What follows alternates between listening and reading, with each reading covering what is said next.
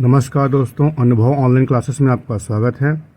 आज हम double digit और ट्रिपल डिजिट का जोड़ एवं घटाव सीखेंगे। फर्स्ट डिजिट का आपने नहीं देखा है तो चैनल में जाके वीडियो को देख लें। तो आइए शुरू करते हैं। 10 से लेकर 99 तक के बीच की सभी संख्याएं 2 अंकों वाली संख्याएं कहलाती हैं।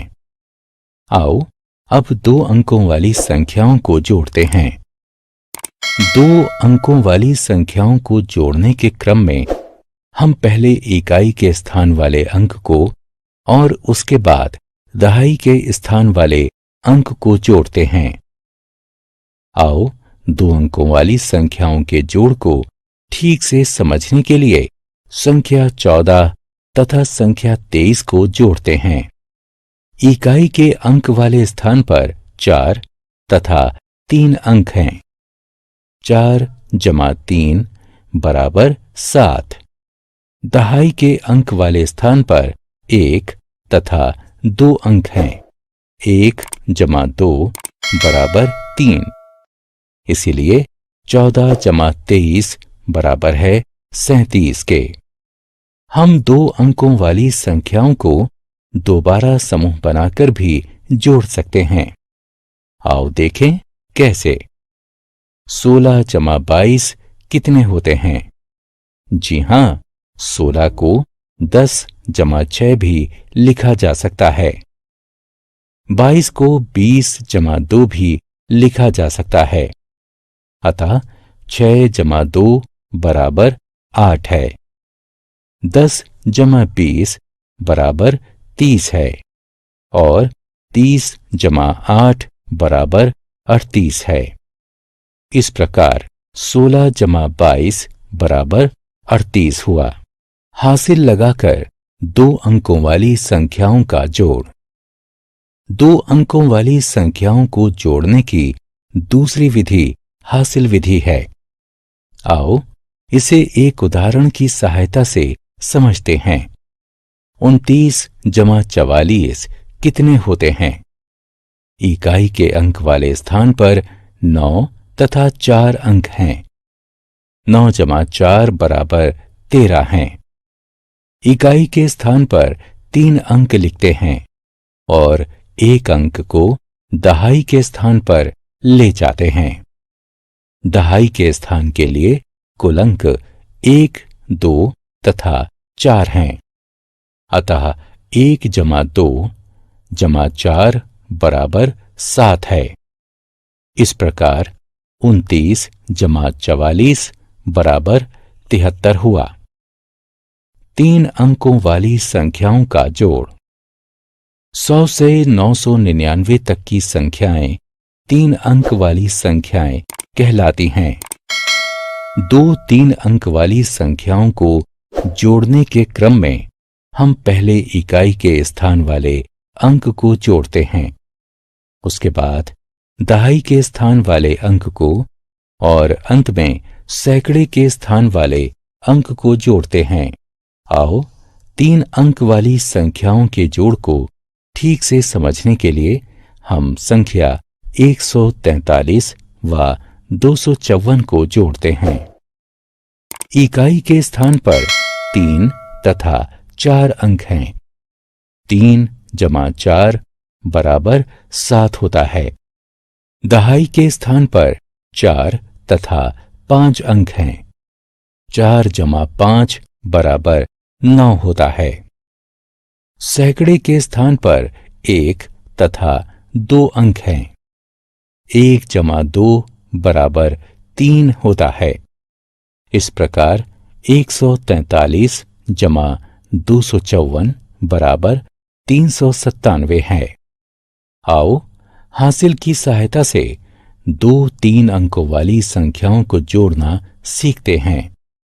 423 जमा 287 कितने होते हैं? इकाई के स्थान पर 3 तथा 7 अंक हैं। 3 जमा 7 बराबर 10 होता है। इकाई के स्थान पर 0 लिखते हैं और 1 अंक को दहाई के स्थान पर ले जाते हैं। दहाई के स्थान पर 1, 2 तथा 8 अंक हैं। 1 जमा 2 जमा 8 बराबर 11 प्राप्त होता है। दहाई के स्थान पर 1 लिखते हैं और 1 अंक को सैकड़े के स्थान पर ले जाते हैं। सैकड़े के स्थान पर 1, 4 तथा 2 अंक हैं। 1 जमा 4 जमा 2 बराबर 7 होता है।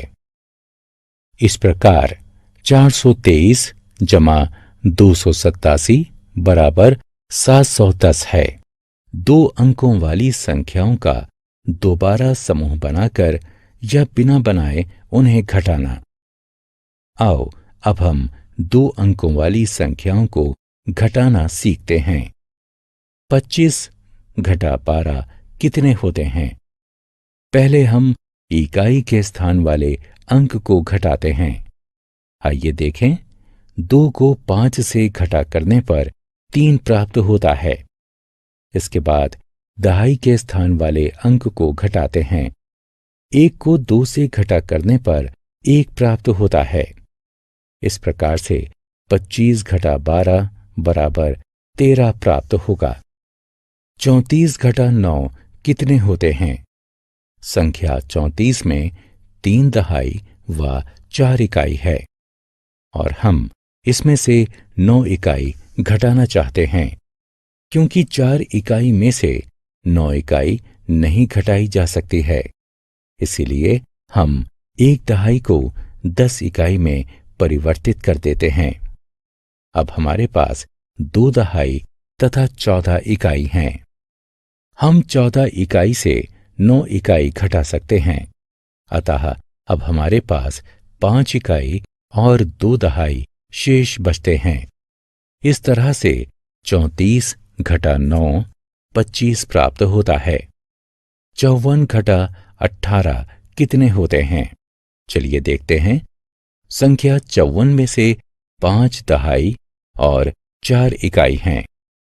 हम 8 इकाई घटाना चाहते हैं। हम 1 दहाई को 10 इकाई में परिवर्तित कर लेते हैं।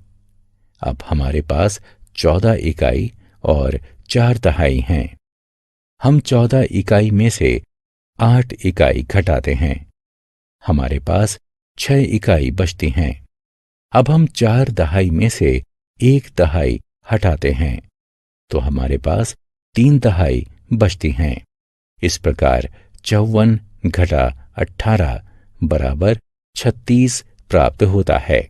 ऋण देकर और बिना दिए 2 अंकों वाली संख्याओं को घटाना। आओ अब हम ऋण की सहायता से 2 अंकों वाली संख्याओं को घटाते हैं। 65 घटा 27 कितने होते हैं? क्योंकि 5 अंक 7 से कम है, इसलिए दहाई के स्थान वाली संख्या से 1 अंक ऋण लेते हैं, जिससे अंक 5 अब 15 बन जाता है, जो कि 7 से बड़ा है।